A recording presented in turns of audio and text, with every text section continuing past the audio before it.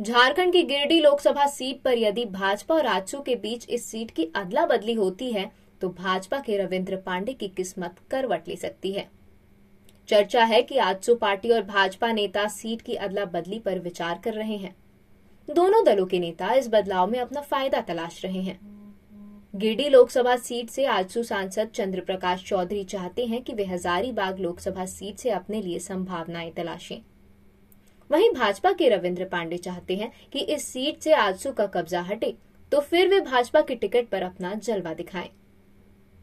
चूंकि यह सीट भाजपा की सिटिंग सीट रही है तो भाजपा फिर से इसे हासिल करना चाहती है, पर इसके लिए अपने सहयोगी आजसू को नाराज भी नहीं करना चाहती।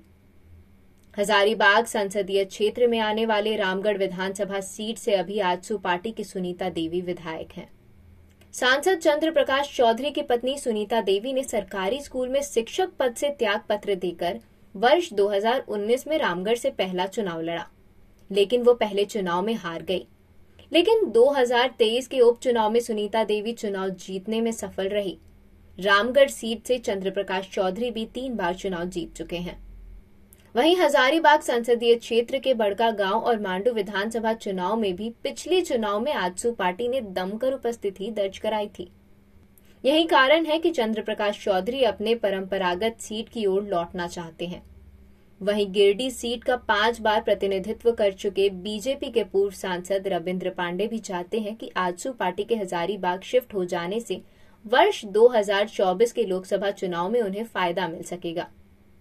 2019 के लोकसभा चुनाव में बीजेपी और आजसू पार्टी गठबंधन को राज्य की 14 में से 12 सीटों पर जीत मिली। बीजेपी ने आजसू पार्टी के लिए सिर्फ गिरिडीह सीट छोड़ी। 13 सीटों पर बीजेपी उम्मीदवार चुनाव मैदान में थे। इस गठबंधन का बीजेपी को फायदा मिला।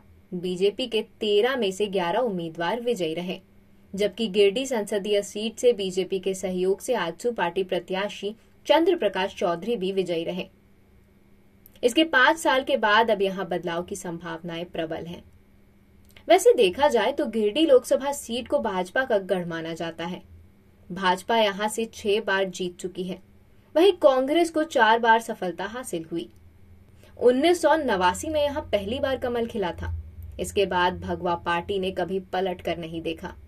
इस लोकसभा क्षेत्र के अंदर 6 यानी गिरिडीह, डुमरी, गोमिया, बेरमो, टुंडी और बाघमरा विधानसभा सीटें आती हैं। इन विधानसभाओं की 3 सीटों पर झामुमो का कब्जा है। वहीं कांग्रेस, भाजपा और आजसू के पास एक सीट है।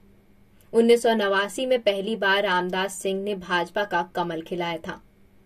उसके बाद यह सीट बीजेपी की परंपरागत सीट हो गई।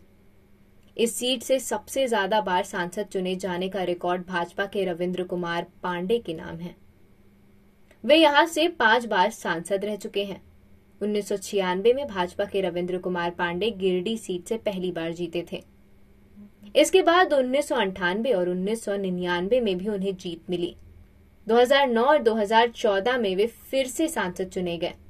2019 में यह सीट एनडीए में शामिल आजसू के खाते में गई। आजसू की ओर से चंद्र प्रकाश चौधरी को मैदान में उतारा गया था।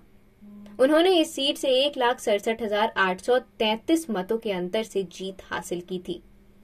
चंद्र प्रकाश ने झारखंड मुक्ति मोर्चा झामुमो के उम्मीदवार जगन्नाथ महतो को हराया था।